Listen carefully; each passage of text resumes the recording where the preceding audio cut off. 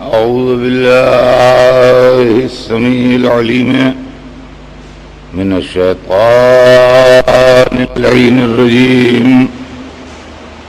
بسم الله الرحمن الرحيم. الحمد لله رب العالمين، والصلاة والسلام على سيدنا وشفيعنا بالقاسم وآله الطيبين الطاهرين المعصومين، ولعنة الله على أعدائهم أجمعين من يومنا هذا إلى يوم الدين. أما بعد، فقد قال الله سبحانه تبارك وتعالى في كتابه المبين وهو أصدق الصادقين: إنما يريد الله ليذهب عنكم الرجس أهل البيت ويطهركم تطهيرا.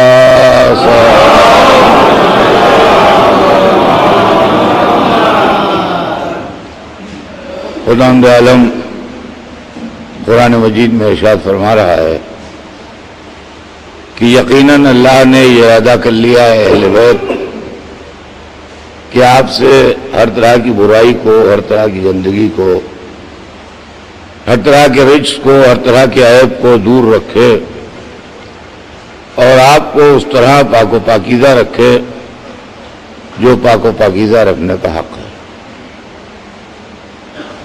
عزیزان گرامی، آپ کو یہ اندازہ ہے کہ یہ مجلس ایک مخصوص عنوان کے تحت ہو رہی ہے، اور اسی عنوان کی مناسبت سے میں نے یہ آیت شروع کی ہے، اس لیے کہ یہ آیت تطہیر کے نام سے مشہور ہے، جس کے اندر اللہ نے اہل بیت رسول کی طہارت و پاکیزگی کا صاف صاف لفظوں میں اعلان کیا ہے. مگر انفارچونیٹلی، بدقسمتی سے عالم اسلام میں اس آیت کی تفسیر جو ہے اس میں اختلاف ہے. کچھ مسلمانوں کا خیال یہ ہے کہ آیت تطہیر سے مراد 14 معصومین ہیں، جن میں 5 حضرات آیت تطہیر کے نازل ہوتے وقت موجود تھے: رسول خدا مولا علی، جناب سیدہ امام حسن، امام حسین علیہ السلام،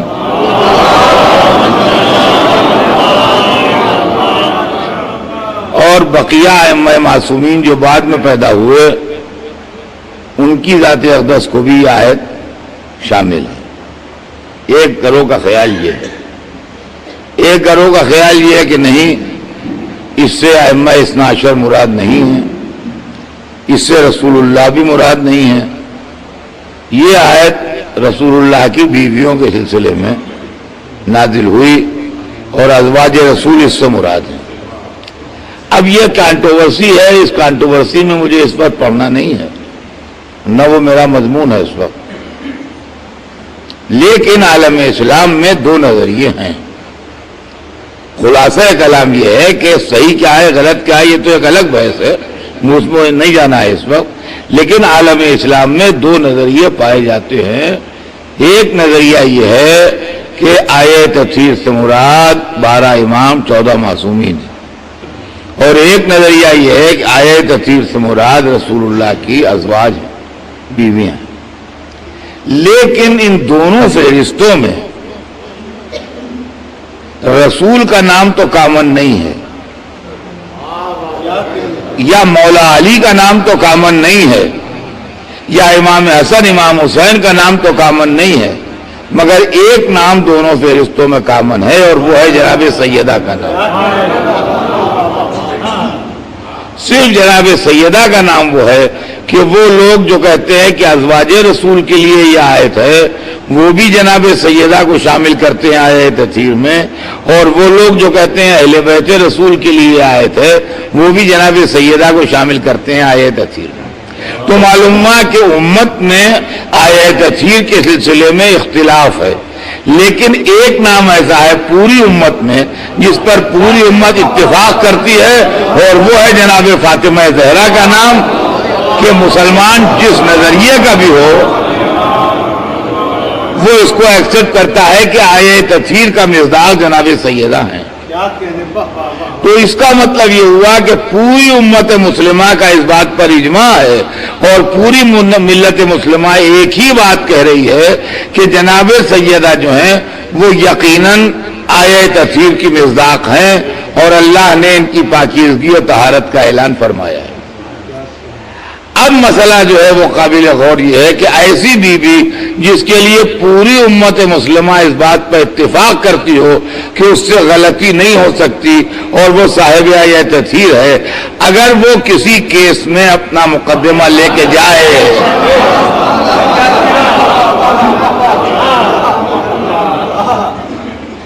عالم اسلام کا یہ مسئلہ بڑا کانٹروورشل مسئلہ تو ہے، لوگ کہتے ہیں کہ کانٹروورشل ہے، کانٹروورشل مسئلہ تو ہے، اور کانٹروورشل کا جہاں تک سوال ہے، کانٹروورشل سے آپ کو گھبرانا یا ڈرنا نہیں چاہیے۔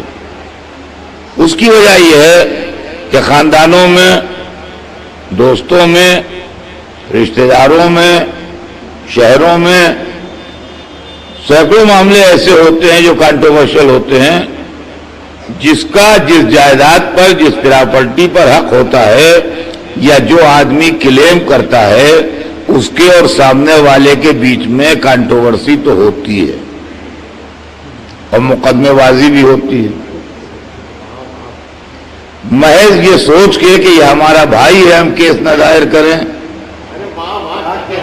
یا محض یہ سوچ کے کہ یہ رشتے میں ہمارا چچا لگتا ہے لہذا ہم جائیداد کو چھوڑ لیں۔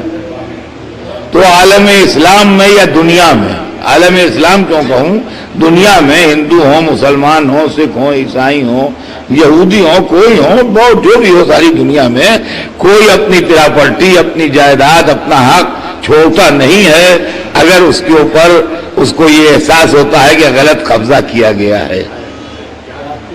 تو غور طلب بات یہ ہے کہ 1400 برس سے جو لوگ کہتے ہیں اب یہ مسئلہ پرانا ہو گیا، اب اس کو چھیڑنے سے کیا فائدہ ہے، اب اس میں کیا ہے، مسلمانوں میں آپس میں اختلاف ہوتا ہے، جھگڑا ہوتا ہے، اتحاد کی بات کیجئے، اختلاف کی بات نہ کیجئے۔ سوال یہ پیدا ہوتا ہے کہ اتحاد کی بات کیجئے، اختلاف کی بات نہ کیجئے، آپ ہندوستان میں زور سے کہیے کہ کشمیر کے مسئلے کو جانے دیجئے، اتحاد کی بات کیجئے، پاکستان میں زور سے کہیے کشمیر کا مسئلہ چھوڑ دیجئے، اتحاد کی بات کیجئے، دیکھیے بوٹیاں نہ نچ جائیں تو میرا ذمہ ہے۔ یہ تو کوئی بات ہی نہ ہوئی کہ حق کے اہل بیت ہے تو اتحاد کی بات کیجئے، اور آپ کا حق ہے تو آپ کیس لڑیں گے ضرور، کورٹ جائیں گے ضرور۔ اور پھر دوسری بات عزیزان گرامی یہ ہے کہ یہ مسئلہ وہ ہے اور یہ مقدمہ وہ ہے کہ تاریخ کے ریکارڈ میں پوری فائل کیس کی بنی رکھی ہوئی ہے۔ جیسے عدالتوں میں کیس کی فائلیں ہوتی ہیں، پورے مقدمات ہوتے ہیں، ایک ایک کاغذ لگا ہوا، ایک ایک اپلیکیشن لگی ہوئی، ایک ایک چیز لگی ہوئی، پوری فائل بنی رکھی ہوتی ہے، ویسے تاریخ کے ریکارڈ روم میں پورے فدق کی کاغذ فائل بنی رکھی ہوئی ہے، اور 1400 برس سے علماء اسلام دیکھ رہے ہیں، آج تک سیدہ کی تائید نہیں کی مسلمانوں نے۔ جب تک یہ مسئلہ لوگوں کے درمیان اختلافی رہے گا ہم پڑھتے رہیں گے، جس دن ساری ملت مل کے کہہ دے گی فاطمہ حق پر تھی، ہم پڑھنا چھوڑ دیں گے۔ صلوات بھیجتے ہیں۔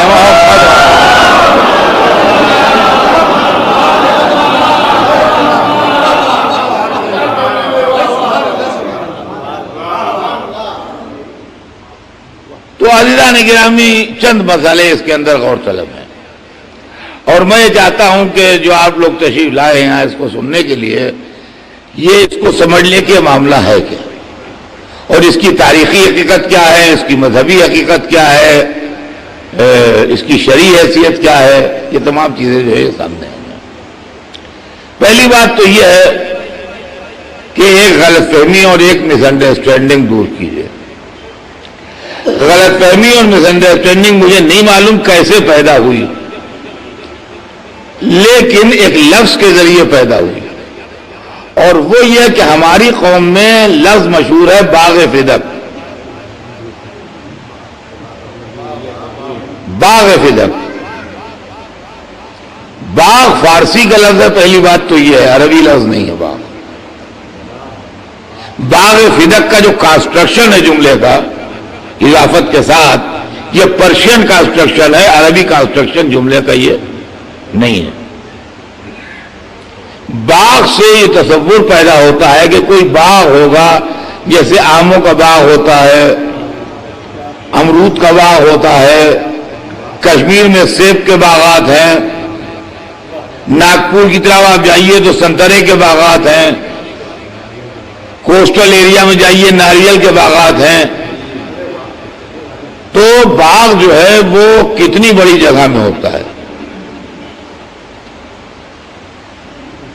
سوال یہ ابھی ملیح آباد چلے جائیے، جا کے دیکھ لیجیے، آموں کے باغ ہیں ایک سے ایک، تو باغ کتنی بڑی جگہ میں ہوتا ہے۔ 10 بیگھے میں ہوگا، 20 بیگھے میں ہوگا، 40 بیگھے میں ہوگا، 50 بیگھے میں ہوگا، 100 بیگھے میں ہوگا۔ لکھنؤ سے لے کے کانپور تک تو باغ نہیں لگا ہوا ہوگا۔ باغ کا سائز جو ہے وہ اتنا تو نہیں ہوگا کہ لکھنؤ سے لے کے کانپور تک باغ لگا ہوا چلا جائے۔ تو باغ سے ایک چھوٹی پراپرٹی سمجھ میں آتی ہے۔ تو ہلا ادھر ہے دوا سلوات بھیجنے محمد۔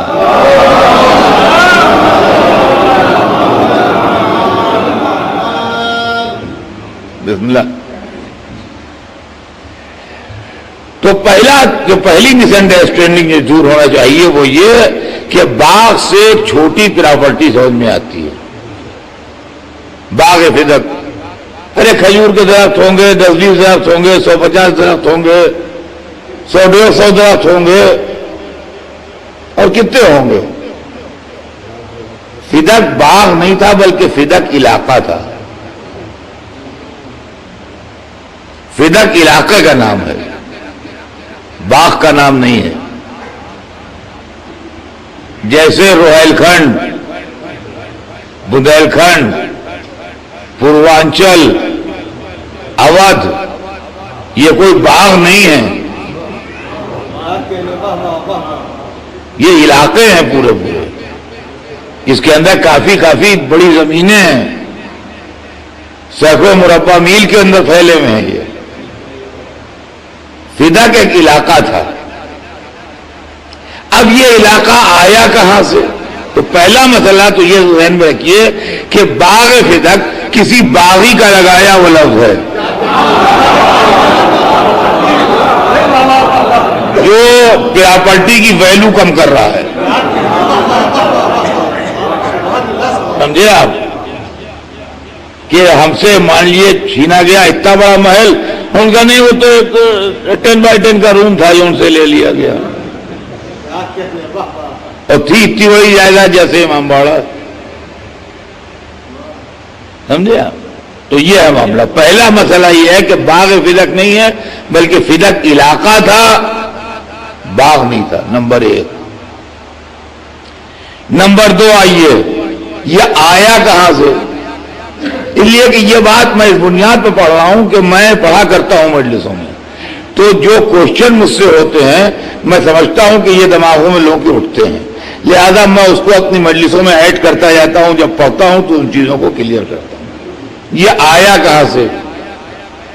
تو کہتے ہیں پراپرٹی اتنی بڑی کہاں سے آئی؟ تو اسلام میں یہ قاعدہ ہے کہ وہ پراپرٹی جو مسلمانوں کو میدان جنگ میں جہاد کے بعد کافروں سے حاصل ہو، اس کے اندر خمس نکلتا ہے،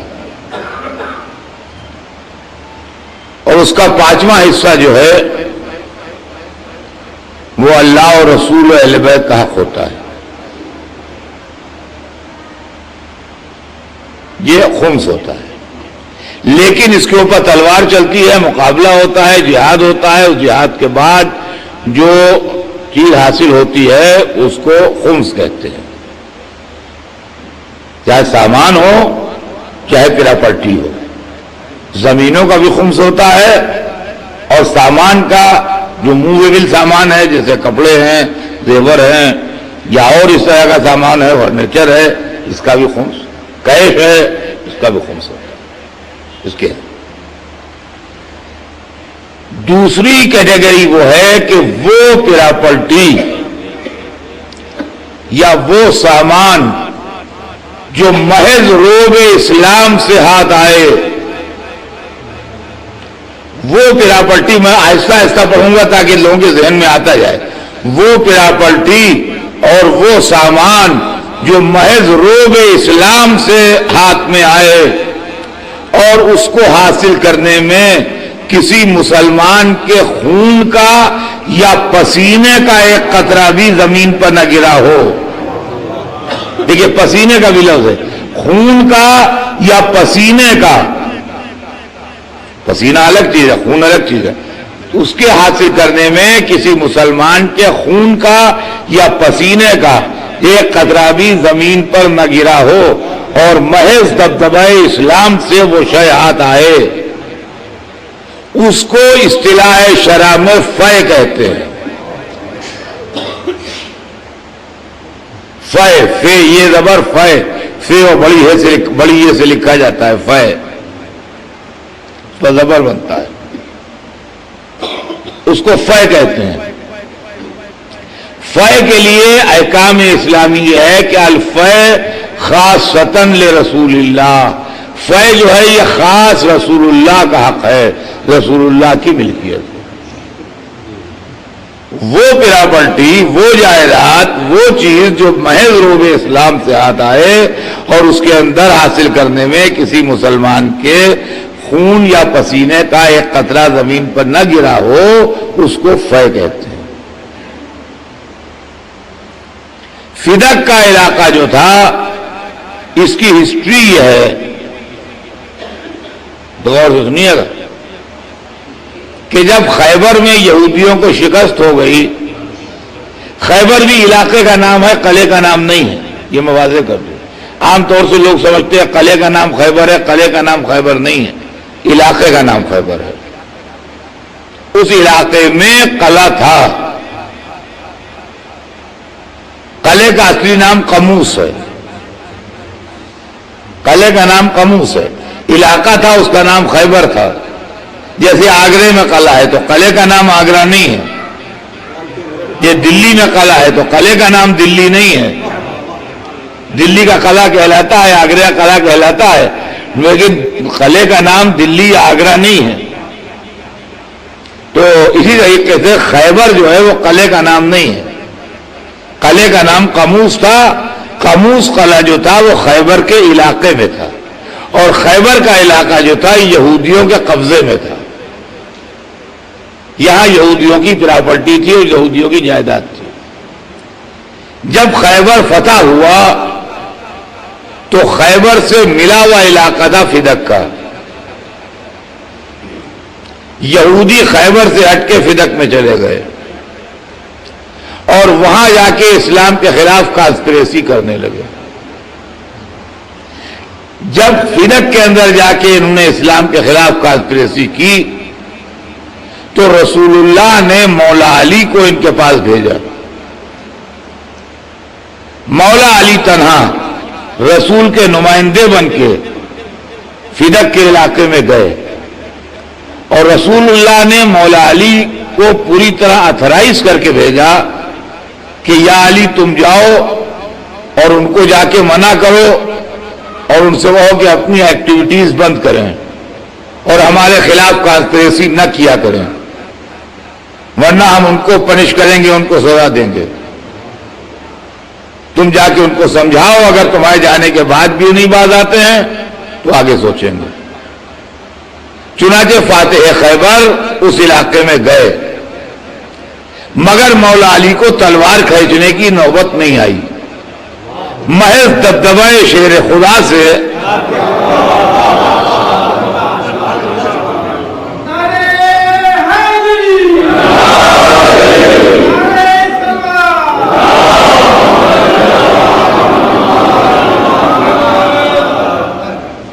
محض دبدبہ شیر خدا سے وہ لوگ کم ہو گئے اور وہ آئے مصالحت کرنے کے لیے، اور انہوں نے آنے کے بعد یہ بات کہی کہ اس علاقے میں سے آدھا ہم آپ کو دے دیں گے، آدھا اپنے پاس رکھیں گے،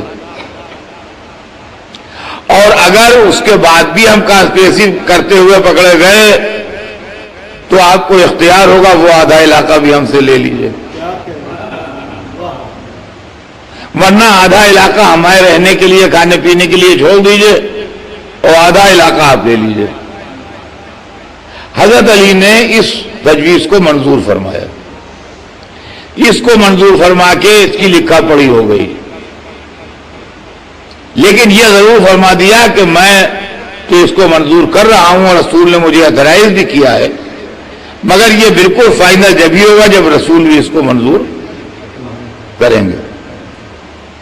مولا علی وہاں سے یہ فیصلہ کر کے خدمت سرور کائنات میں مدینے میں حاضر ہوئے اور آنے کے بعد پوری روداد بتائی۔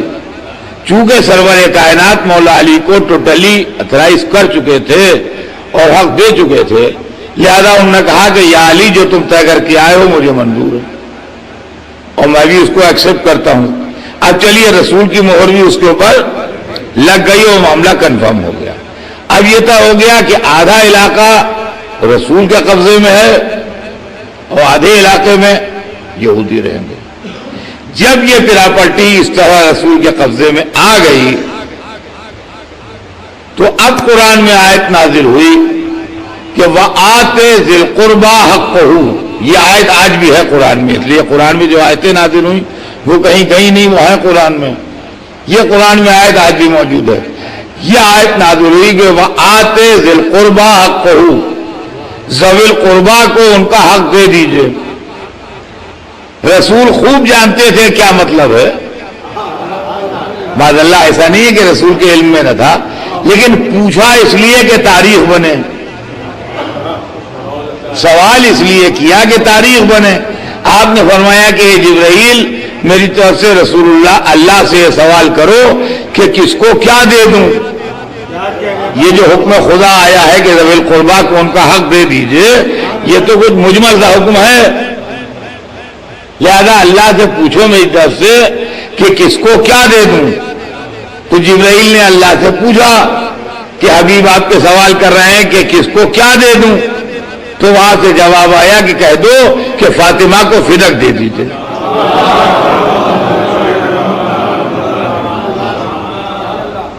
چنانچہ جناب سرور کائنات نے جناب سیدہ کو بلا کے فدک عنایت فرما دیا۔ اس طریقے سے یہ فدک جناب سیدہ کے قبضے میں آیا۔ یہ فدک سن 7 ہجری کے آخر میں جناب سیدہ کے قبضے میں آیا ہے،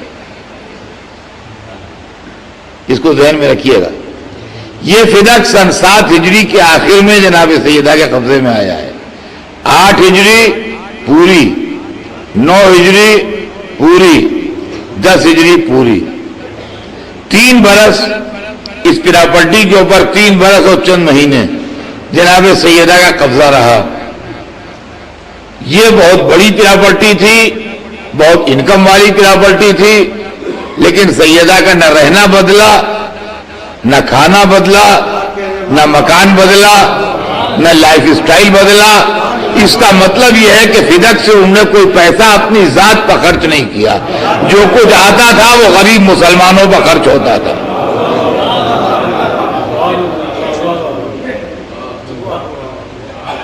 ورنہ 3 برس تک آدمی کسی بڑی جائیداد کا مالک رہے اور اس کے بعد اس کا لائف سٹائل چینج نہ ہو اور اس کا کھانا پینا رہنا سہنا لباس اور دوسرے معاملات جو ہیں بالکل ویسے ہی رہیں، یہ عقل میں آنے والی بات نہیں ہے۔ لیکن معصوم عالم کی زندگی کے اندر کوئی تبدیلی نہیں آئی۔ اس کا مطلب یہ ہے کہ جتنا بھی فدک سے آتا تھا وہ سب غریب مسلمانوں میں تقسیم ہوتا تھا اور محتاجوں اور ضرورت مندوں اور پریشان حالوں میں بانٹ دیا جاتا۔ اس طریقے سے اس پراپرٹی کا پیسہ جو تھا وہ غرباء مستحقین میں تقسیم ہوتا۔ اب یہ مسئلہ تو یہ کلیئر ہوا کہ آیا کہاں سے۔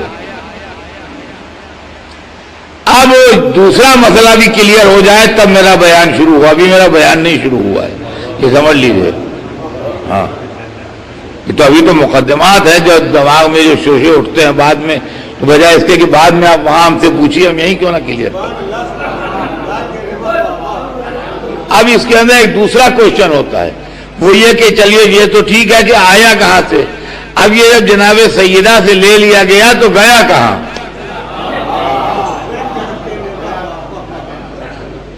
جب یہ جناب سیدہ سے لے لیا گیا تو پھر یہ پراپرٹی گئی کہاں؟ جب اس کو جناب سیدہ سے لیا گیا تو یہ پہلے دور خلافت میں خلیفہ کے قبضے میں رہا, اس کے مالک خلیفہ رہے. جبکہ جناب سیدہ سے یہ کہہ کے لیا گیا تھا کہ یہ رسول اللہ کا ترکہ ہے اور یہ صدقہ ہے, تو صدقے کو تقسیم ہونا چاہیے, انٹیکٹ کسی کے قبضے میں نہیں رہنا چاہیے. صدقہ جو ہے میرے پاس اگر آپ کہیے لا کے دے دیجئے مجھے کہ حضرت صاحب یہ صدقہ ہے, تو میں فطرہ لیے بیٹھا رہا ہوں سال بھر تک, یہ جائز نہیں ہے. ٹھیک ہے, آپ یہ غریبوں کا حق ہے تو غریبوں میں بٹنا چاہیے, ضرورت مندوں میں بٹنا چاہیے. تو اگر غریبوں کا حق تھا تو لیکن پہلے خلیفہ کے دور میں انٹیکٹ ان کے پاس رہا, دوسرے خلیفہ کے دور میں انٹیکٹ ان کے قبضے میں رہا, تیسرے خلیفہ کے دور میں ان کو ٹرانسفر ہوا. انہوں نے اپنے داماد مروان کو دے دیا, وہی مروان جس کا خون رسول اللہ نے حدر کیا تھا اس کے باپ کا. اس کے بعد یہ فدق بنی امیہ میں چلتا رہا, اور بنی امیہ کے بعد بنی عباس کے قبضے میں گیا, اور بنی اس طریقے سے پراپرٹی جو تھی یہ منتقل ہوتی رہی اور یہ اہل بیت تک واپس. اب اس کے اندر ایک آخری سوال ہے کہ جب مولا علی خلیفہ ہوئے تو انہوں نے اس پراپرٹی پر قبضہ کیوں نہیں کیا؟ یہ سوال آج کا نہیں ہے, یہ سوال اماموں کے زمانے میں ہی پیدا ہوا. چنانچہ مناقب ابن شہراشوب میں لکھا ہے کہ چھٹے امام سے یہ سوال کیا گیا.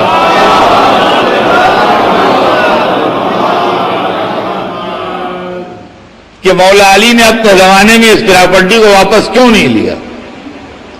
تو چھٹے امام نے فوراً پلٹ کے سائل سے دوسرا سوال کیا, کہا یہ بتاؤ کہ رسول اللہ کی ذاتی ملکیت تھا وہ گھر جس کے اندر وہ مکے میں رہتے تھے, ان کے باپ سے ان کو وراثت میں ملا تھا. جب وہ ہجرت کر کے مدینے چلے گئے تو ابو لہب نے اس کو بیچ لیا. جب رسول اللہ پلٹ کے مکے آئے, مکہ فتح کیا, تو اس گھر پر قبضہ کیوں نہیں کیا؟ اب تو سائل حیران رہ گیا, کہا یا ابن رسول اللہ یہ تو مجھے نہیں معلوم اور میں اس کا جواب نہیں دے سکتا. فرمایا ہم محمد والے محمد کا مزاج یہ ہے کہ جو شے ہم سے ظلمن چھینی جاتی ہے اس پر دوبارہ قبضہ نہیں کرتے, تاکہ ظالم کے عذاب میں اضافہ ہوتا رہے.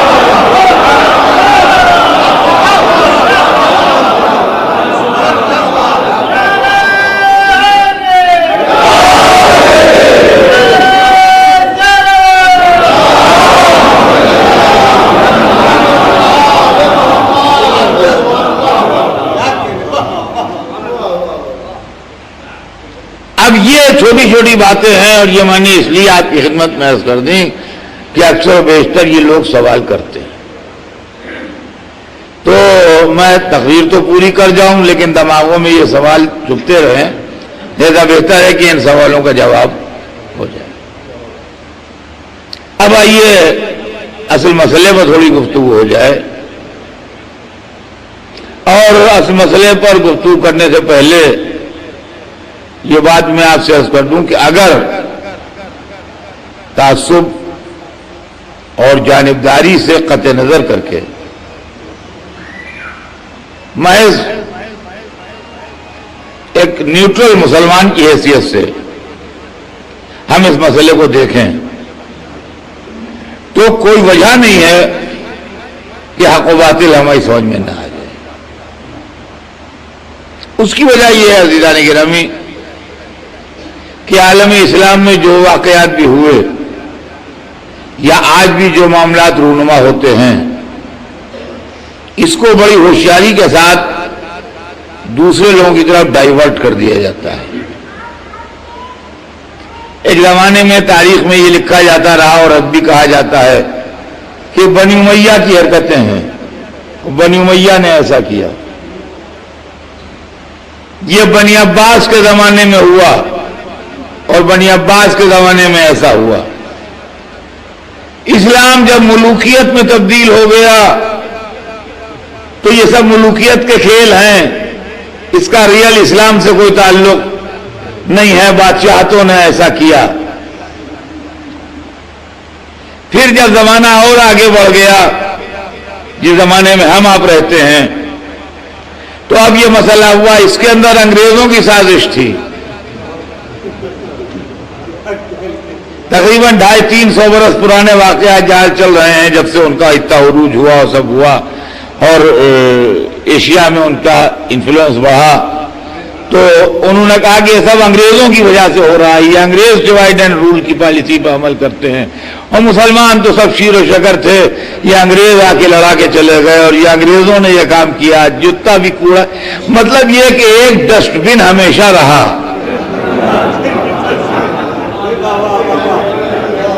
سمجھے آپ کہ جو کوڑا ہوا وہ لے جا کے اس میں ڈال دیا۔ تو کبھی بنی امیہ رہے ڈسٹ بن، کبھی بنی عباس رہے ڈسٹ بن، کبھی ملوکیت رہی ڈسٹ بن، کبھی انگریز رہے ڈسٹ بن۔ اب سیکنڈ گریٹ وار کے بعد جبکہ انگریزوں کا چراغ بھی تھوڑا مدھم ہو گیا، تو اب آج کل یہ ہے کہ اسرائیل کی سازش یہ ہے، امریکہ کی سازش ہے۔ یہ جو کچھ حرکتیں ہیں یہ امریکہ کروا رہا ہے اور یہ جو حرکتیں ہیں یہ اسرائیل کروا رہا ہے۔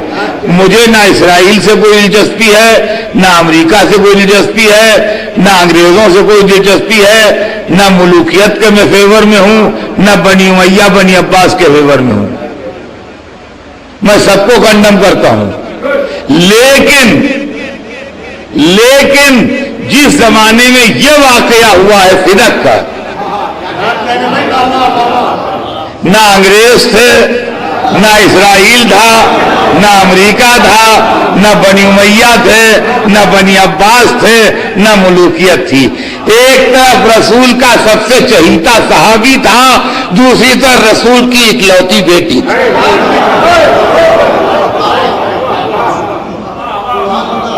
اب آپ فیصلہ کر لیجئے کدھر جائے۔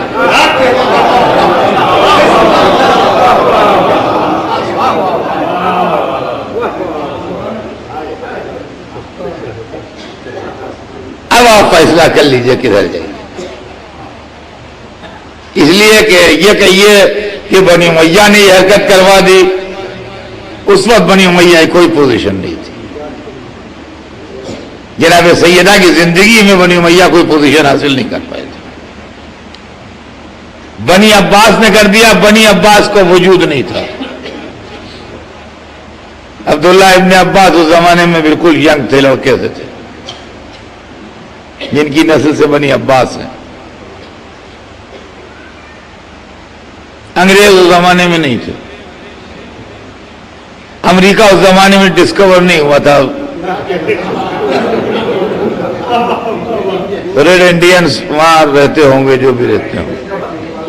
ہاں، اسرائیل قائم نہیں ہوا تھا، اسرائیل سن 48 میں قائم ہوا، 1948 میں۔ اسرائیل کا کوئی وجود اس وقت نہیں تھا۔ یا صحابہ کرام تھے یا اہل بیت پاک تھے۔ میں سب کے ٹوٹل احترام کے ساتھ بات کر رہا ہوں، لیکن یہ بات غور طلب ہے کہ کیا ہم یہ کہہ کے خاموش ہو جائیں کہ ہم اس معاملے میں نہیں پڑیں گے، تو یہ مسئلے کا حل تو نہیں ہے، یا فیصلہ کرنا پڑے گا۔ لیکن سوال یہ پیدا ہوتا ہے کہ جتنے یہاں بیٹھے ہیں، آپ کے بعد آپ سے سب سے کلوز کون ہے یہ بتائیے؟ آپ کے بعد جو دوسرا نام لکھا جائے گا وہ کس کا نام لکھا جائے گا؟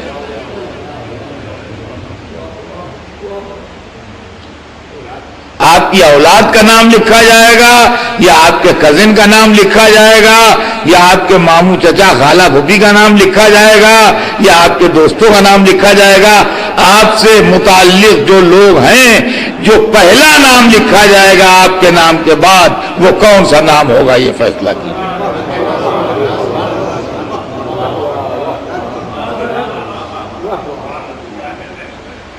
پہلا نام آپ کے نام کے بعد کون لکھا جائے گا؟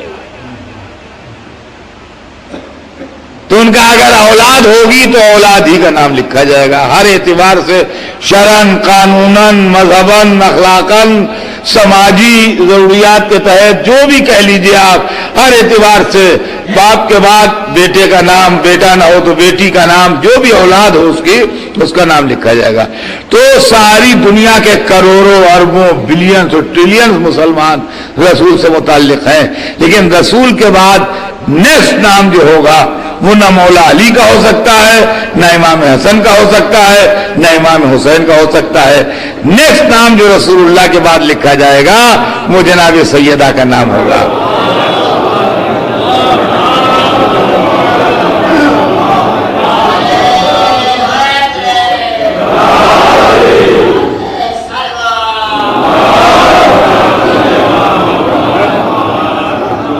اس لیے کہ یہ بات آپ اچھی طرح جانتے ہیں، داماد بھی پیارا ہوتا ہے مگر بیٹی کی وجہ سے،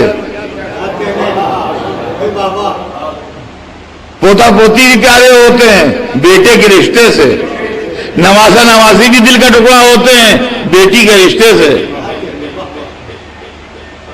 تو پہلی پوزیشن جو ہے وہ بیٹے بیٹی کو ہوتی ہے، اس کے بعد بھی داماد بھی ہے، بہو بھی ہے، نواسے بھی ہیں، پوتے بھی ہیں، نواسیاں بھی ہیں، پوتیاں بھی ہیں، سارا خاندان ہے، سب کچھ ہے، پورا گھر ہے، پوری فیملی ہے ماشاءاللہ، لیکن پہلا جو ہے نام وہ ہے۔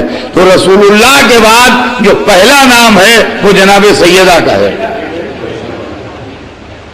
اور جناب سیدہ ایک جائیداد کا دعویٰ کرتی ہیں، ان سے ان کے دوست گواہ طلب کرتے ہیں۔ اس کے اوپر ملت اسلام یہ کہتی ہے کہ اس کا اعتراض نہ کیجئے، یہ تو بزرگ دین کی دیداری کی دلیل ہے کہ انہوں نے گواہ طلب کیے۔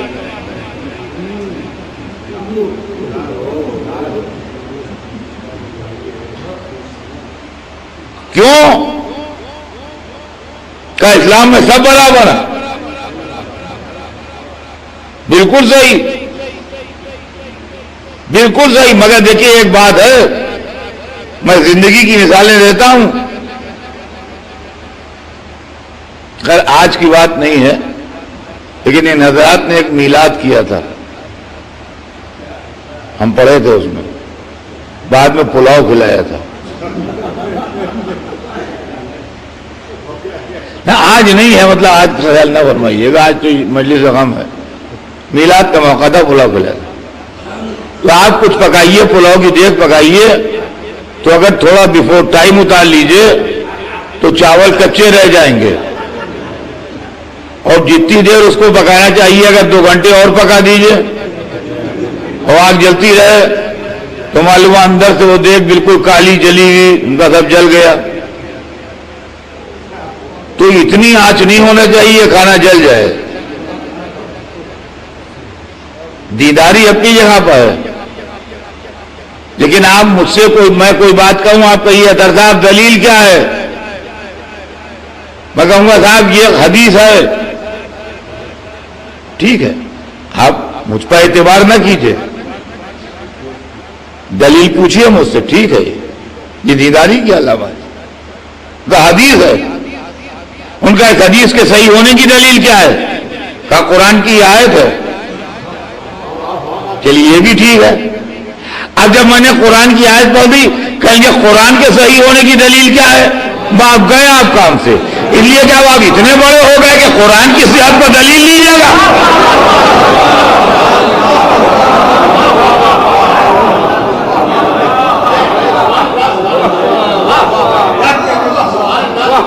تو اصل مسئلہ جو ہے دیکھیے جناب سیدہ والا مسئلہ جس کو ہم لوگ کہتے ہیں 1400 برس سے اس کے پیچھے پڑے ہوئے ہیں، 1400 برس سے اس کے پیچھے پڑے، 1400 برس سے اس کے پیچھے نہیں پڑے ہوئے ہیں. آپ اس مسئلے کو سمجھیے کیا ہے. ایک سینٹر آف گریویٹی ہوتی ہے ایک چیز، وہ ڈسٹرب ہو جائے تو پوری بلڈنگ کولیپس ہو جاتی ہے. سمجھے آپ؟ سینٹر آف گریویٹی اگر کولیپس ختم ہو جائے، ڈسٹرب ہو جائے تو پوری بلڈنگ کولیپس ہو جائے گی. یہ پوری ڈاٹ جو ہے یہ ختم ہو جائے گی اگر سینٹر آف گریویٹی جو ہے وہ ڈسٹرب ہو جائے گا. سمجھے آپ سمجھ لیجئے مسئلہ کیا ہے. مسئلے کو سمجھ لیجئے کیا ہے. جناب سیدہ کون ہیں؟ اس لیے کہ اگر جناب سیدہ نے غلطی کی تو آیہ تطہیر سے غلطی ہوئی. اگر آیہ تطہیر سے غلطی ہوئی تو قرآن میں غلطی پکڑی گئی. اگر قرآن میں غلطی پکڑی گئی تو جس مذہب کی مذہبی کتاب غلطی کرے وہ دین صحیح نہیں ہو سکتا.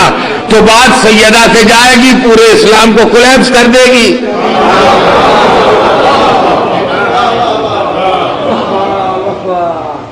سمجھے آپ؟ لہذا یہ مسئلہ جو اتنے آسانی سے حل ہونے والا نہیں ہے. اب ایک طرف رسول کے دوست ہیں، ایک طرف رسول کی بیٹی، جس کا چاہے ساتھ دیجیے. ان کا جناب غلطی تو سب سے ہو سکتی ہے، غلطی سب سے ہو سکتی ہے، بے شک ہو سکتی ہے، لیکن آیت تطہیر جن کے لیے ہو ان سے نہیں ہو سکتی ہے.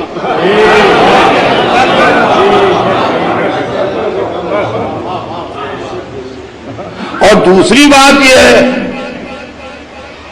کہ سیدہ رسول کی بیٹی ہیں. جو بزرگ گواہ طلب کر رہے ہیں وہ رسول کے دوست ہیں. دوستوں کو بھی فیض پہنچا رسول سے، عزیزوں کو بھی فیض پہنچا رسول سے. تو جو رسول اپنی بیٹی کو اتنا دیندار نہ بنا سکا کہ وہ اس کے مرنے کے بعد جائیداد کا غلط دعویٰ کر دے، وہ اپنے دوستوں کو کیا دیندار بنائے گا کہ حق و صداقت کا حق پہنچائے.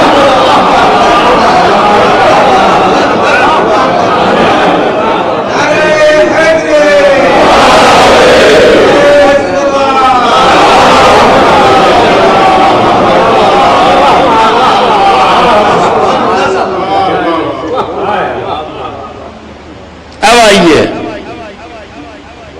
تاریخ یہ بتاتی ہے کہ جب حق اہلی چھینا جا چکا اور اقتدار پر اوروں کا قبضہ ہو گیا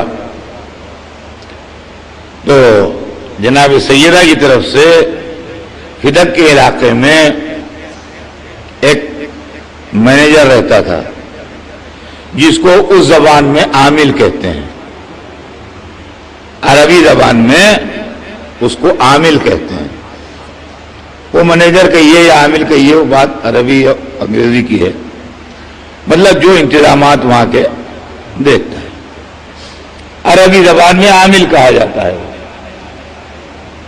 تو جناب سیدہ کی طرف سے جو عامل تھا حکومت نے اس کو وہاں سے بھگا دیا اور کہا کہ تم جاؤ، یہ پراپرٹی جو ہے یہ حکومت نے قبضے میں لے لی ہے. وہ عامل وہاں سے نکل کے جناب سیدہ کے پاس آیا اور اس نے آن کے یہ اطلاع دی کہ حکومت کے لوگوں نے مجھے وہاں سے نکال دیا ہے اور اس پراپرٹی کے اوپر قبضہ کر لیا ہے اور کہا کہ یہ پراپرٹی حکومت نے لے لی ہے، تم یہاں سے واپس جاؤ. چنانچہ جناب سیدہ نے یہ طے کیا کہ وہ اس مسئلے کا پروٹیسٹ خود کریں گے اور یہ کیس لے کے عدالت میں خود جائیں گے. پہلی بات تو یہ ہے کہ جناب سیدہ نے مختلف موقعوں کے اوپر مختلف خدمتیں انجام دی ہیں. میدان جنگ میں اپنے باپ کو فرسٹ ایڈ دی ہے. جنگ احد میں رسول کے زخم دھلائے ہیں اور اس کے اندر راگ بھری ہے زخموں میں، جو کتابوں میں لکھا ہے. جیسے کہ سماجی کام کیے ہیں. ایک یہودی جو مسلمان ہو گیا تھا، کوئی اس کی بیوی کو غسل دینے والا نہیں تھا، ٹھنڈی رات تھی مدینے کی، جا کے اس کو غسل دیا ہے. اور ایکٹیویٹیز میں شامل ہوئی ہیں. یہودی کی لڑکی شادی میں گئی ہے، وہاں معجزہ دکھایا ہے. اپنے باپ کی حق و صداقت کو ثابت کرنے کے لیے بحکم خدا میدان مباہلہ میں گئی ہیں، اور قرآن مجید میں ان کے جانے کا ریکارڈ موجود ہے. اور اپنا کیس خود پلیٹ کرنے کے لیے کورٹ میں آئی ہیں. اس سے اس غلط فہمی کا ازالہ کر لیجئے کہ اسلام نے عورت کو گھر کی چڑیا بنایا ہے، وہ کہیں نکل کے نہیں جا سکتی. عورت پردے میں رہتے ہوئے اپنی عبادت کرتے ہوئے کیا کیا کر سکتی ہے، جناب سیدہ کی زندگی نمونہ ہے. پہلی بات تو یہ کہ یہ جو غلط فہمی پھیلائی جاتی ہے یہ سماجی حالات کی بنیاد کے اوپر ہے، اس کا تعلق مذہب سے. اب غور طلب بات یہ ہے کہ جس کے پاس علی جیسا وکیل ہو وہ خود پلیٹ کرنے آئے اپنا کیس کورٹ میں، یہ بات سمجھ میں نہیں آتی. بی بی اجازت ہے ہاتھ جوڑ کے پوچھوں کہ شہزادی آپ کے پاس جب علی جیسا وکیل موجود ہے تو آپ عدالت میں خود کیوں آئیں؟ ممکن ہے جواب دیں کہ علی بہترین وکیل ہیں، مگر میرے اور علی کے معاملے میں فرق ہے. اگر میں علی کو بھیج دیتی تو سارا الزام علی پہ آ جاتا. فاطمہ بیچاری گھر کی بیٹھنے والی کیا کریں، علی ان کی طرف سے ایک ایک سے لوٹتے پھرے تو کیا اپنے شوہر کو چھوڑ دیتی، کیا اپنا گھر تباہ کر لیتی، کیا کرتی؟ مجبور تھی. اس لیے کہ مولا علی سے رسول اللہ کا وہ رشتہ نہیں ہے جناب سیدہ کا جو رشتہ، وہ رشتہ نہیں ہے مولا علی سے جناب سیدہ سے رشتہ. چچازاد بھائی ہیں وہ صحیح ہے، داماد ہیں صحیح ہے، مگر اولاد نہیں ہے مولا علی رسول اللہ. جناب سیدہ اولاد بیٹی. تاریخ بتاتی ہے کہ جناب سیدہ کے گھر کا دروازہ مسجد میں کھلتا تھا، لیکن وہ اس دروازے سے داخل نہیں ہوئی. وہ اس دروازے سے داخل نہیں ہوئی، وہ اپنے گھر کے دروازے سے نکلی دوسرے دروازے سے گلی میں، اور مسجد کے مین گیٹ سے داخل ہوئی، تاکہ مسجد میں بیٹھنے والا کوئی مسلمان بھی یہ نہ کہے ہم نے دیکھا نہیں وہ گھر کے دروازے سے نکل کے آ گئی تھی، ہم تو ادھر کونے میں بیٹھے تھے. مسجد کے مین گیٹ سے داخل ہوئی، اور عالم یہ تھا کہ ایک طرف امام حسن تھے، ایک طرف امام حسین تھے. بنی ہاشم کی عورتیں ان کو اپنے گھیرے میں لیے ہوئے تھیں، اور مولا علی ان کے ساتھ تھے. بنی ہاشم کی خواتین ان کو اپنے حلقے میں لیے ہوئے تھیں، اور مولا علی ان کے پیچھے پیچھے ساتھ تھے. اس طریقے سے آ کے وہ دربار خلافت میں کھڑی ہوئی. تو خلیفہ نے یہ پوچھا کہ رسول کی صاحبزادی آپ کا تشریف لانا کیسے ہوا، کیسے آئی؟ تو آپ نے فرمایا کہ میرے بابا فدق کا علاقہ مجھ کو دے کے گئے تھے، ہبا کر گئے تھے مجھ کو. تم نے اپنا آدمی بھیج کے میرے عامل کو وہاں سے نکال دیا ہے. میں تم کو یہ بتانے آئی ہوں کہ یہ پراپرٹی میرے باپ مجھ کو دے کے گئے تھے، لہذا یہ پراپرٹی تم مجھے واپس کرو، اپنے آدمیوں کو وہاں سے واپس بلاؤ اور میرے عامل کو وہاں جانے دو. دعویٰ سمجھ میں آیا؟ بالکل سمپل دعویٰ ہے. اس کے اوپر خلیفہ صاحب نے کہا کہ رسول کی صاحبزادی آپ جو یہ فرما رہی ہیں کہ آپ کے باپ آپ کو دے کے گئے تھے، آپ کے پاس اس سلسلے میں کوئی گواہ ہے؟ اس اس سلسلے میں کوئی گواہ ہے آپ کے پاس کہ آپ کو دے کے گئے تھے؟ میں ہاتھ جوڑ کے عرض کروں گا بی بی پلٹ آئی ہے، اس لیے کہ آپ سے گواہ مانگنا آئے تطہیر پر عدم اعتماد ہے.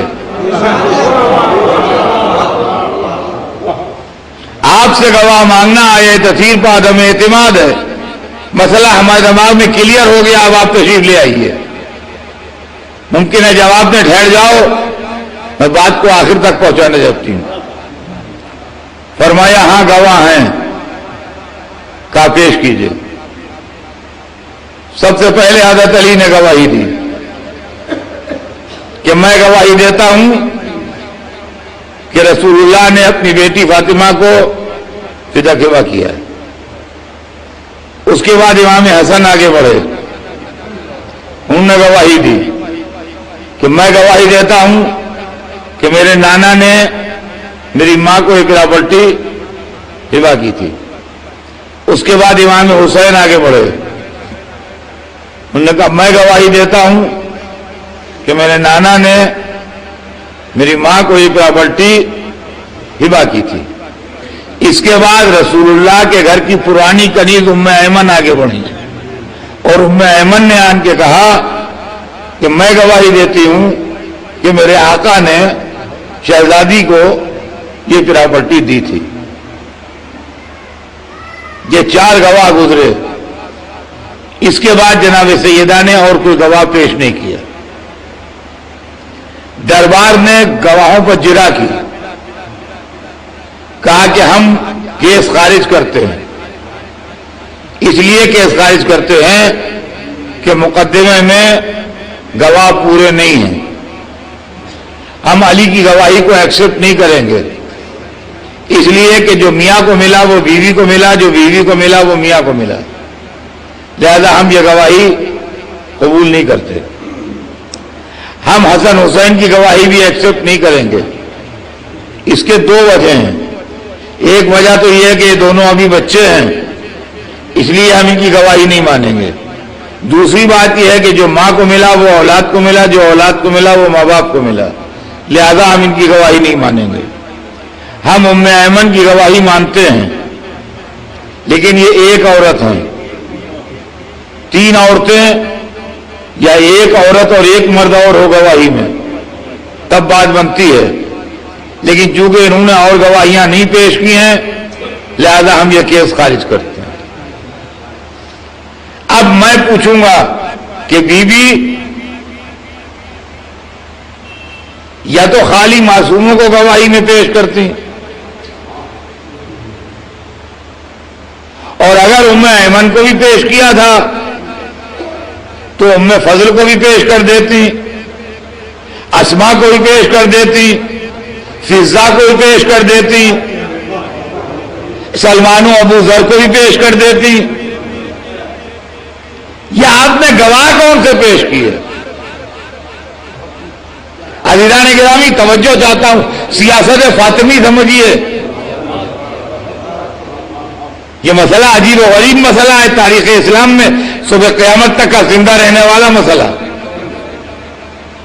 اتنے مومنین جمع ہیں جو مجھے سننے آئے ہیں. میں کہتا ہوں یہ جتنے بیٹھے ہیں سب جھوٹے ہیں. میرا دماغ خراب ہو گیا، میں نے سب کے شان میں گستاخی کی. میں نے کہا جتنے بیٹھے ہیں سب جھوٹے ہیں. جتنے بیٹھے ہیں یہاں سے وہاں تک، باہر برآمدے میں بھی اور چبوترے میں بھی جو بیٹھے ہیں وہ بھی سب جھوٹے ہیں. آپ مجھ پر شرن چارج فریم کیجئے، اس جرم کا چارج فریم کیجئے مجھ پر. میں نے اتنے مومنوں کو بلا جرم و خطا جھوٹا کہا، میں فاسق ہو گیا. اب شریعت کہتی ہے کہ میرے پیچھے نماز نہیں پڑھی جا سکتی، اس لیے کہ میں فاسق ہوں. میں اگر چاند کی گواہی دوں، عید کا چاند میں نے دیکھا یا رمضان کا چاند دیکھا، نہیں مانا جائے گا. میں اگر کسی طلاق میں گواہ بننا چاہوں، طلاق واقع نہیں ہوگی، اس لیے کہ میں فاسق ہو گیا. یہ تو دنیا میں میرے ساتھ سلوک ہوگا. آخرت میں سب کا ہاتھ ہوگا، میرا گریبان ہوگا، وہ الگ معاملہ ہے کہ اتنے مومن فریاد کریں گے کہ بالے رہا انہوں نے ہم کو بے جرم خطا جھوٹا کہا تھا. لہذا ہمارا انصاف دلا ان سے. لیکن اگر نماز پڑھنے کے لیے مسجد میں جانا چاہوں تو آپ پڑھاؤں گا تو نہیں, لیکن پڑھنے سے نہیں روک سکتے, اس لیے کہ میں فاسق ہوا ہوں, کافر نہیں ہوا ہوں.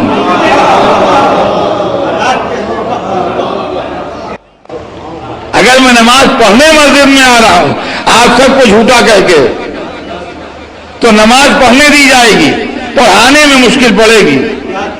لیکن میں آپ کو کچھ نہیں کہتا, میں کہتا ہوں قرآن جھوٹا ہے, اب مسجد میں نہیں جا سکتا.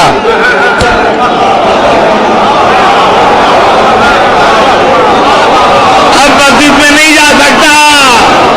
اگر جاؤں تو مسجد دھوئیے, پاک کیجئے, اس لیے کہ قرآن کو جھوٹا کہا. فاطمہ زہرا سلمان و ابوذر کو نہیں لائیں, ان کو لائیں جو ایک دفعہ خدا کی گواہی میں آئے, ایک دفعہ رسول خدا کی گواہی میں آئے.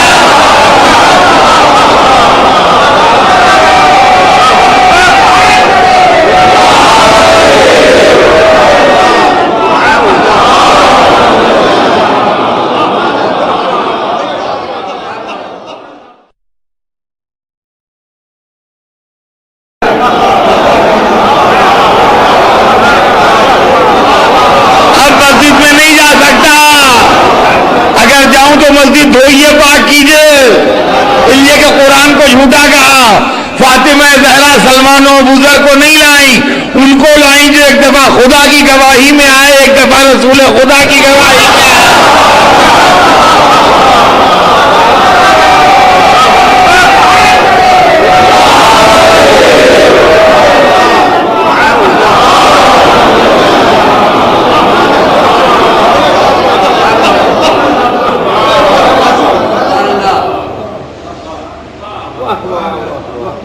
یہ لوگ ایک دفعہ خدا کی گواہی میں آ چکے ہیں, ایک دفعہ رسول خدا کی گواہی میں آ چکے ہیں.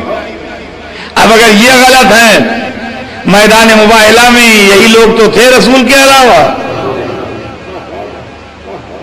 تو اگر یہ غلط ہے تو بڑا مسئلہ پیچیدہ ہے. سیدہ نے پرابلم یہ کریٹ کر دی کہ علی کو لے آئیں. خلیفہ نے علی کی گواہی کو نہیں مانا, چلو ٹھیک نہیں مانا, ان کی سمجھ میں نہیں آیا, نہیں مانا انہوں نے. اس کا مطلب یہ ہے کہ علی سمجھ رہے تھے کہ سیدہ سچ بول رہی ہیں اور وہ گواہی دے رہے تھے کہ ان کا حق ہے, لیکن خلیفہ کے خیال میں فاطمہ کا دعویٰ اور علی کی گواہی مل کے بھی سچائی کے لیے خلیفہ کو مطمئن نہ کر سکی. اچھا 20 برس تک تو کوئی مسئلہ نہیں رہا, 22 برس تک ایک اسٹیج وہ آئی کہ جب لوگوں نے علی کو خلیفہ بنا لیا. اب مشکل یہ ہو گئی کہ جس خلیفہ نے گواہی دی وہ بھی خلیفہ اور جو جھٹلایا ہے وہ بھی خلیفہ, ان دونوں میں ایک ہی صحیح ہوگا, یا گواہی دینے والا یا جھٹلانے والا.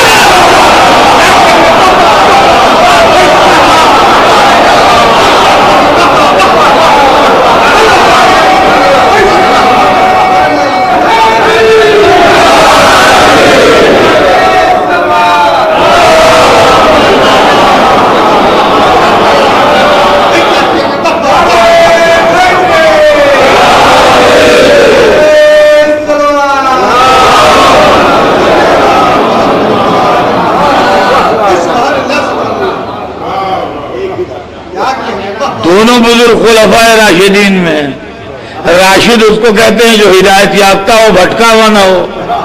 ان میں ایک ضرور کوئی بھٹکا ہوا ہے,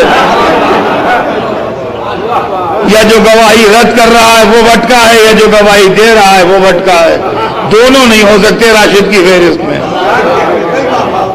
ایک مصیبت تو یہ ہے کہ علی آ گئے گواہی میں, دوسری مشکل یہ ہے کہ حسن و حسین آ گئے گواہی میں. انہوں نے آگے گواہی دی کہ میرے باپ ماں کو یہ جائیداد دے گئے تھے.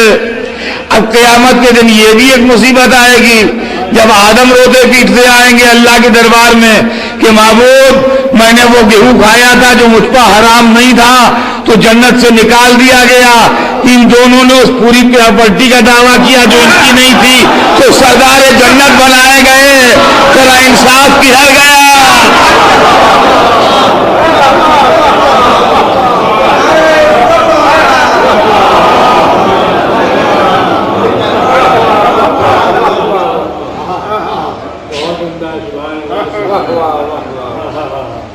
اب یہ تو تین معصوم تھے، مولا علی، امام حسن، امام حسین.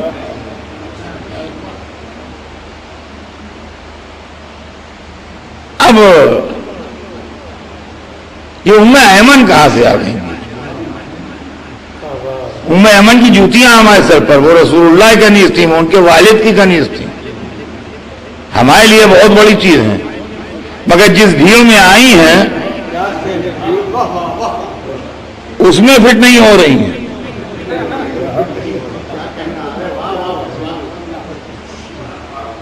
جس بھیڑ میں آئی ہیں مولا علی، امام حسن، امام حسین، جناب سیدہ، ان بھی ام ایمن. اور اگر ام ایمن ہے تو فضہ کیوں نہیں؟ ام فضل کیوں نہیں؟ اسماء بنت امیس کیوں نہیں؟ سبھی ہوں، یہ اکیلی ام ایمن کیوں؟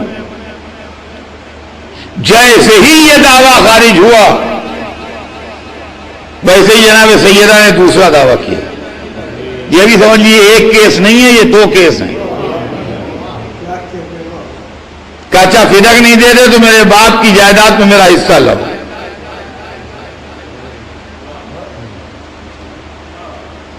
میرے باپ کی جائیداد میں میرا حصہ لو. رسول کی جائیداد میں جناب سیدہ کا حصہ میں آپ کو سمجھا دوں کتنا ہے. رسول کی جائیداد میں جناب سیدہ کے حصے کا فلسفہ یہ ہے کہ رسول اللہ کا جتنا ترکہ ہے وہ 8 برابر کے حصوں میں ڈیوائڈ کیا جائے گا. رسول کا جتنا ترکہ ہے وہ 8 ایکول پارٹس میں ڈیوائڈ کیا جائے گا. ان میں سے 7 پارٹ جو ہیں وہ جناب سیدہ کے ہیں. 7 حصے جناب سیدہ کے ہیں. اب بچا ایک حصہ، 8واں حصہ جو ہے وہ 9 ایکول پارٹس میں ڈیوائڈ کیا جائے گا. 8واں حصہ 9 ایکول پارٹس میں ڈیوائڈ کیا جائے گا اور اس کے بعد ایک ایک حصہ ان کی بیویوں کو ملے گا. یہ ہے رسول اللہ کی میراث کی تقسیم. اس لیے کہ اولاد کا مال ولد، یعنی کسی شخص کی اگر اولاد موجود ہو تو زوجہ کا سمن ہوتا ہے، یعنی 8واں حصہ. اور ما عدم الولد، یعنی اگر اولاد نہ ہو تو ربع ہوتا ہے، یعنی 4تھا حصہ. تو رسول ترکہ جو چھوڑ کے گئے تو اولاد بھی چھوڑ کے گئے. رسول جب دنیا سے گئے تو صاحب اولاد تھے، اولاد ان کی موجود تھی. لہذا جب اولاد موجود تھی تو اب بیوی کا حصہ جو ہے وہ 8واں بنا. اب 8ویں میں 9 بیویاں تھیں تو وہ 8واں حصہ 9 حصوں میں ڈیوائڈ ہوگا اور 7 حصے جو ہیں وہ جناب سیدہ کو ملیں گے. کلیئر ہوئی بات؟ رسول کی پراپرٹی کے 8 برابر سے حصے کیے جائیں گے، 7 حصے جناب سیدہ کو ملیں گے. 8ویں حصے کو 9 حصوں میں پھر ڈیوائڈ کیا جائے گا جو ایک ایک حصہ 9 ازواج کو ملے گا. تو کہا کہ میرے باپ کے جائیداد میں میرا حصہ لو.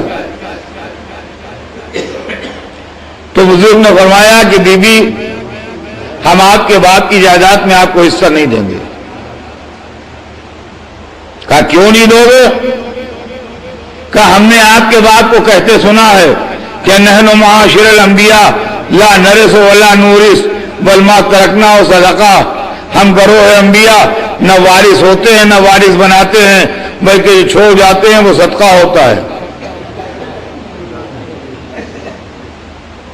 پہلا میرا مسئلہ تو یہ ہے کہ مجھے اپنی پراپرٹی کے لیے کوئی بات کہنا ہے تو مجھے اپنی اولادوں سے کہنا چاہیے. کوئی آدمی میرے پاس اپنی پراپرٹی امانت رکھوائے ہوئے کسی نے میرے نام کر دی ہے, میں اس کا مالک نہیں ہوں, مجھے اپنے بچوں سے بتا دینا چاہیے کہ بھئی یہ گھر جو ہے یہ فلاں کا ہے, یا قانونی دشواری سے بچنے کے لیے میرے نام کر دیا گیا تھا, یہ میرا نہیں ہے, بعد میں کلیم نہ کرنا, فلاں کی اولادوں کو دے دینا. یہ پراپرٹی جو ہے یہ میری, یا یہ رقم جو رکھی ہوئی ہے بینک میں یہ فلاں مت کی ہے, یہ ادھر بھجوا دینا, یہ میری نہیں ہے, یہ میراث میں نہ بانٹ دینا. میں نے آپ سے کہہ دیا اور لڑکوں سے کہا نہیں.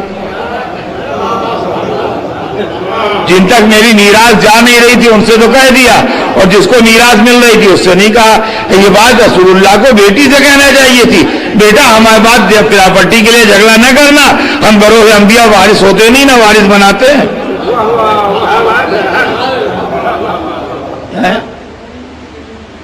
جیسے ہی انہوں نے یہ فرمایا کہ ہم آپ کو وراثت نہیں دے سکتے اس لیے کہ ہم نے آپ کے باپ کو یہ کہتے سنا ہے کہ ہم گروہ انبیاء نہ وارث ہوتے ہیں نہ وارث بناتے ہیں, ویسی بیوی نے کہا کہ سبحان اللہ, کتنے جلدی تم نے میرے باپ کا اتہام باندھا. کیا میرا باپ خلاف قرآن کہے گا؟ اور قرآن میں خدا نے کہا ہے ورثہ سلیمان داؤد, سلیمان داؤد کے وارث ہوئے, سلیمان بھی نبی اور داؤد بھی نبی. کیسے سلیمان داؤد کے وارث ہوئے؟ اور قرآن میں جناب زکریا کی دعا نظم کی گئی ہے کہ یرثنی و یرث من آل یعقوب, اللہ مجھے بیٹا دے جو میرا وارث ہو اور آل یعقوب کا وارث ہو. فرمایا زکریا بھی نبی, یحییٰ بھی نبی, کیسے نبی نبی کا وارث ہوا؟ کیا میرا باپ خلاف قرآن کہے گا؟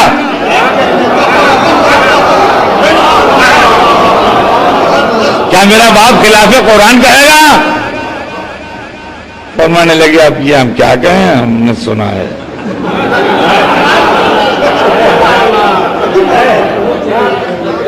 اب سمجھ میں آیا کہ کیوں گئی تھی ام ایمن. اب سنیے اس کا جواب جو میں آپ کے دماغ میں کریت پیدا کرتا رہا کہ ام ایمن کہاں آ گئی. ام ایمن تھی جناب عبداللہ کی کنیز, اور رسول اللہ ان کے وارث ہوئے تھے. بعد میں ان کو آزاد کر دیا تھا مگر وہ رہی انہی کے ساتھ. تو حدیث کے دو ٹکڑے تھے, وارث ہوتے نہیں وارث بناتے نہیں.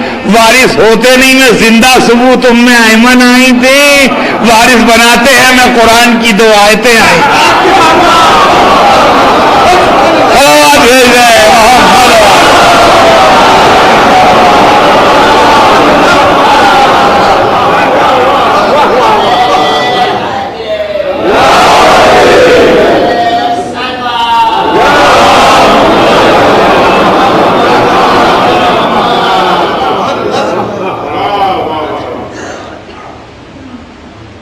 ہم گروہ انبیاء نہ وارث ہوتے ہیں نہ وارث بناتے ہیں, بلکہ یہ چھوڑ جاتے ہیں وہ صدقہ ہوتا ہے.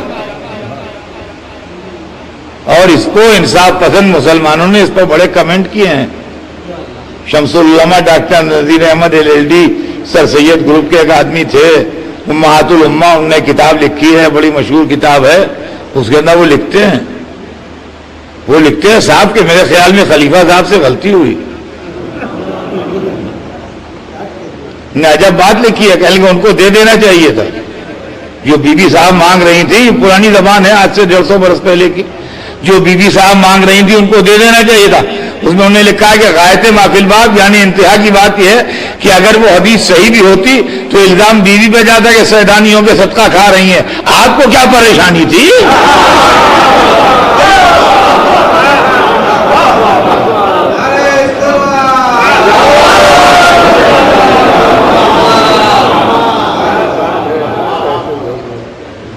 لیکن یہ حدیث تاریخ اسلام کے اندر آج بھی موجود ہے کہ وہ فرماتے ہیں کہ ہم نے, اور اس کے اکیلے راوی وہی ہیں, کوئی گواہ نہیں ہے, کہ ہم گروہ انبیاء نہ وارث ہوتے ہیں نہ وارث بناتے ہیں, بلکہ چھوڑ جاتے ہیں وہ صدقہ ہوتا ہے.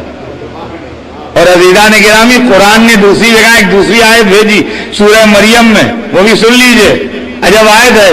ارشاد ہو رہا ہے تلک الجنت التی نورث من عبادنا من کان تقیا, یہ جنت وہ ہے جس کا وارث ہم ان کو بنائیں گے جو ہم سے ڈرتے ہوں گے. قرآن میں جنت کے لیے اللہ لفظ وراثت استعمال کر رہا ہے.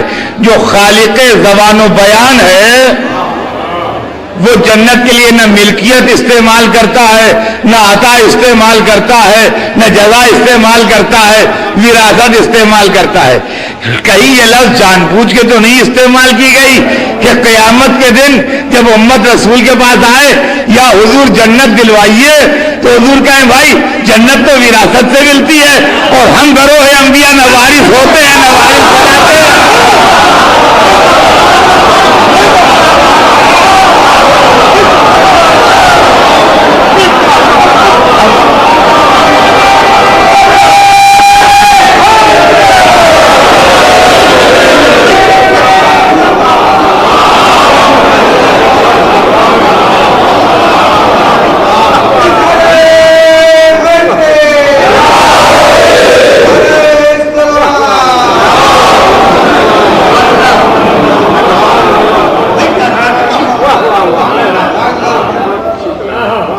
ہم گروہ انبیاء نہ وارث ہوتے ہیں نہ وارث بناتے ہیں. ہم سے جنت سے مطلب ہی کیا ہے؟ شاید اللہ نے بھی انتقام لیا، نہ تو فدق ہم جنت کا وارث بنائیں گے. عزیزان گرامی یہ پورا مقدمہ اسی طرح سے پوری فائل تاریخ کے ریکارڈ روم میں موجود ہے. جس کا دل چاہے پڑھے اور جس کا دل چاہے دیکھے.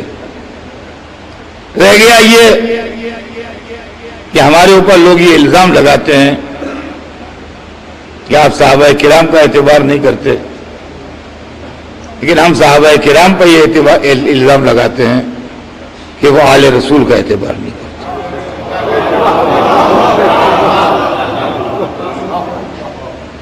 رسول کی بیٹی، رسول کا داماد، رسول کے دونوں نواسے، جن کو رسول مباہلے میں لے گئے، جن کو رسول چادر تطہیر میں لے کے بیٹھے، جس گھر میں رسول رہتے تھے اسی گھر میں وہ لوگ رہتے تھے، رسول دروازے پہ آ کے سلام کرتے تھے. اگر اس گھر والے گڑبڑ کر سکتے ہیں تو بھروسہ کس گھر پر کیا جائے؟ اب اعتبار کے قابل بھی کون رہ گیا؟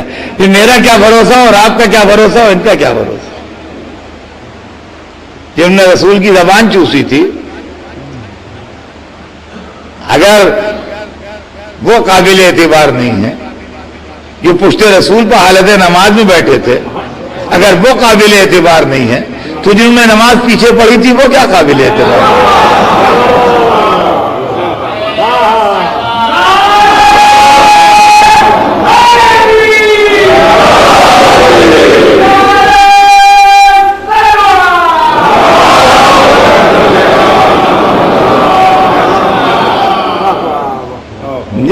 تو یہ مسئلہ ہے اور کوئی مسئلہ نہیں ہے. اور اس چیز کو بڑے بڑے علماء نے لکھا ہے. امام ابو حنیفہ نے لکھا ہے کہ جناب سیدہ نے پراپرٹی کا دعویٰ نہیں کیا. انہوں نے کلیئر بات لکھی ہے. کہا فاطمہ کو پراپرٹی دلچسپی اتنی سی نہیں تھی، انہوں نے پراپرٹی کا دعویٰ نہیں کیا تھا. انہوں نے جو دعویٰ کیا تھا وہ دربار سے اپنی سچائی منوانا چاہتی تھی. یہ تو ٹوکن پروٹیسٹ تھا، علامتی دعویٰ تھا، اصلی دعویٰ نہیں تھا. یہ اس دعوے کے ذریعے دربار سے اپنی سچائی منوانا چاہتی تھی. اگر خلیفہ صاحب ان کو سچا مان لیتے تو فوراً پلٹ کے اپنے شوہر کے حق کا دعویٰ کر دیتی وہ، اور چونکہ ابھی سچا مان چکے تھے لہذا فوراً کشتی سے اترنا پڑتا، کوئی دوسرا راستہ نہیں. خلیفہ سمجھدار تھے، وہ سمجھ گئے کہ ایک گڑبڑ ہے اس کے اندر، لہذا انہوں نے سیدہ کے سچے ہونے سے انکار کر دیا. اب میری باری ہے، میں کہوں گا بیوی آپ کی کامیاب سیاست پر جتنی مبارکباد دی جائے کم ہے. آپ نے اپنے دشمن کو دوراہے پر آگے کھڑا کر دیا. یا مجھے سچا کہو اور حکومت چھوڑو، یا مجھے جھوٹا کہو اور جنت چھوڑو.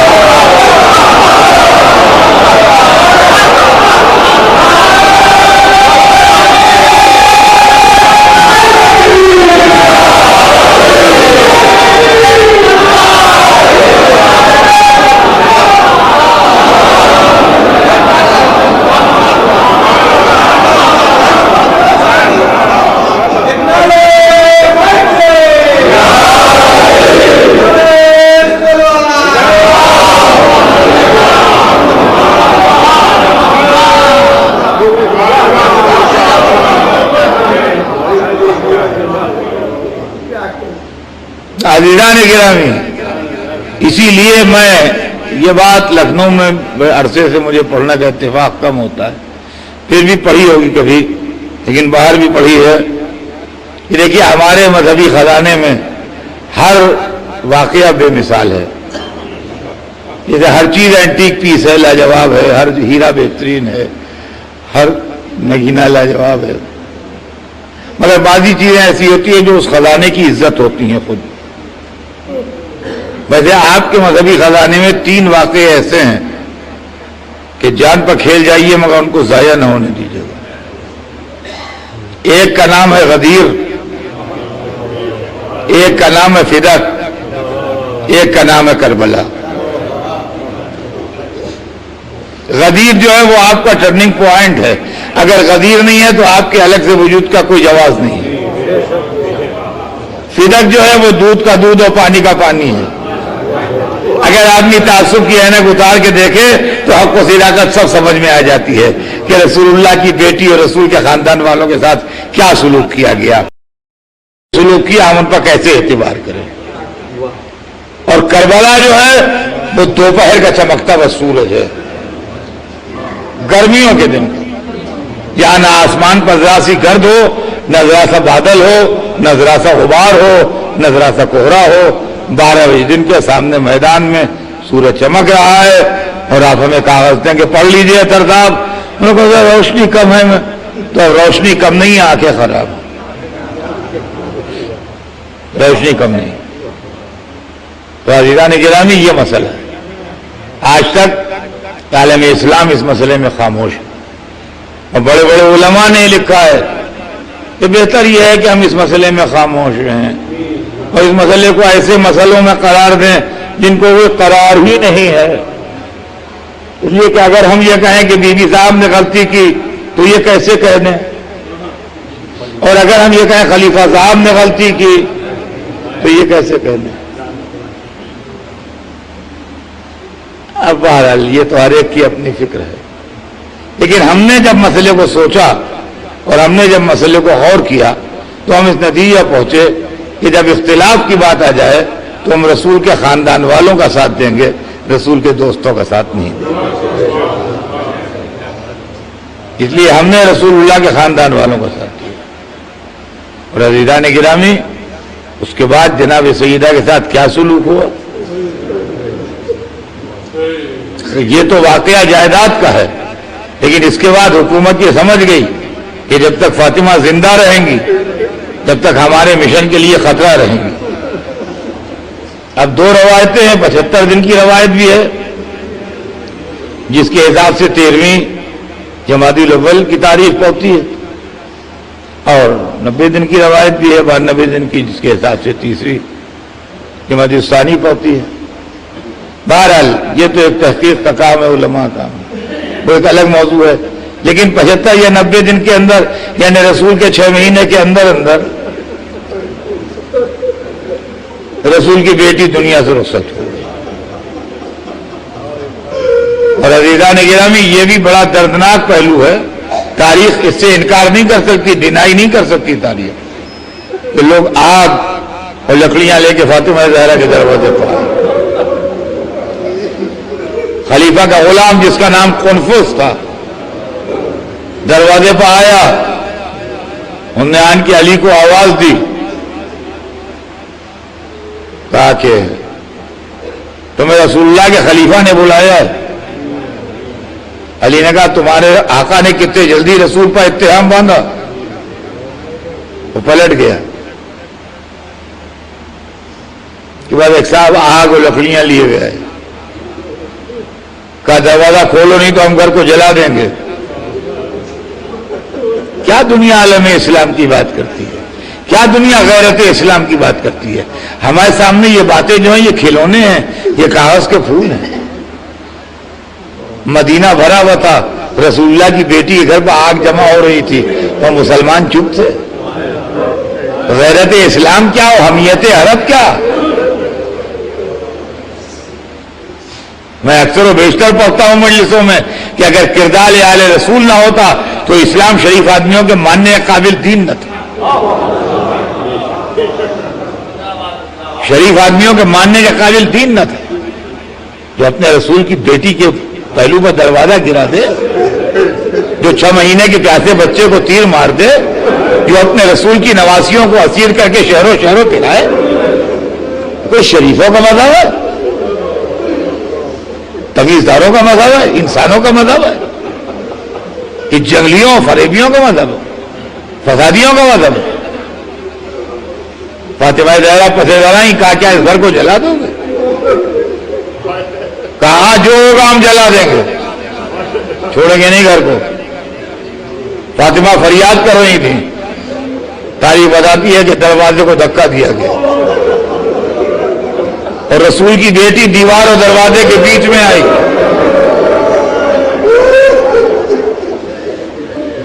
جس کی وجہ سے پہلو مبارک شکستہ ہوا، پسلیاں شکستہ ہوئیں، جناب محسن کی شہادت ہوئی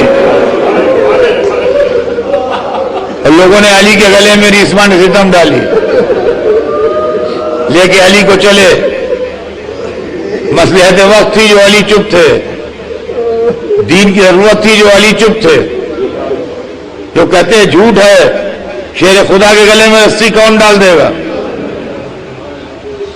ہمیں تو یہ بھی جھوٹ ہے، خدا کے گھر میں بت کون بٹھا دے گا؟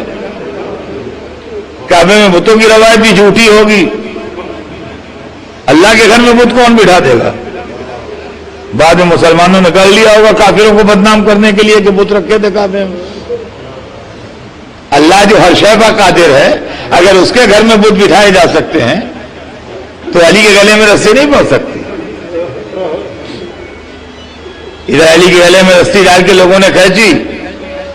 علی بیعت نہیں کریں گے، قتل ہو جائیں گے، لیکن علی قتل ہو جائیں گے تو اسلام کی زندہ نہ رہے گا. فاطمہ نے اپنی جان دے دی، علی کو قتل ہونے سے بچا لیا. اسی عالم میں پیچھے پیچھے چلی، خلو ابا الحسن، علی کو چھوڑ دو. اور جب لوگوں نے نہیں چھوڑا تو کہا علی کو چھوڑو نہیں تو میں سر کے بال کھولتی ہوں. سلمان کہتے ہیں کہ ہم نے دیکھا مسجد کی دیواریں اونچی ہونے لگی، آثار قیامت نمودار ہونے لگے، لوگوں نے علی کے گلے سے رسی کھول دی. فاطمہ علی کو تو لے آئی بچا کے، مگر اپنی جان دے دی. اس واقعے کے بعد 3 دن زندہ رہی. تیسرے دن اسما کو بلایا، کہا اسما میں نے اپنے بابا کو خواب میں دیکھا ہے. اسما میرے بابا فرما رہے ہیں کہ سیدہ شام تک تو میرے پاس ہو. اسما میری دیرینہ تمنا پوری ہو رہی ہے. موت میری آرزو تھی، مگر اسما مجھے جنازہ اٹھنے کا طریقہ پسند نہیں ہے. یہاں پر 2 روایتیں میں نے پڑھی. ایک روایت یہ کہ اسما نے تابوت بنایا، ایک روایت یہ جبرائیل تابوت کا نمونہ لائے اور بی بی نے اس نمونے پر اسما سے بنوایا. بہرحال جو بھی روایت صحیح ہو، بنا اسما کے ہاتھوں. اور جیسے ہی اسما تابوت بنا کے لائیں، فاطمہ اپنا تابوت دیکھ کے مسکرائیں. تابوت دیکھ کے مسکرائیں. کہا اسما خدا تیرا دنیا و آخرت میں پردہ رکھے، تو نے میرے پردے کا اہتمام کیا.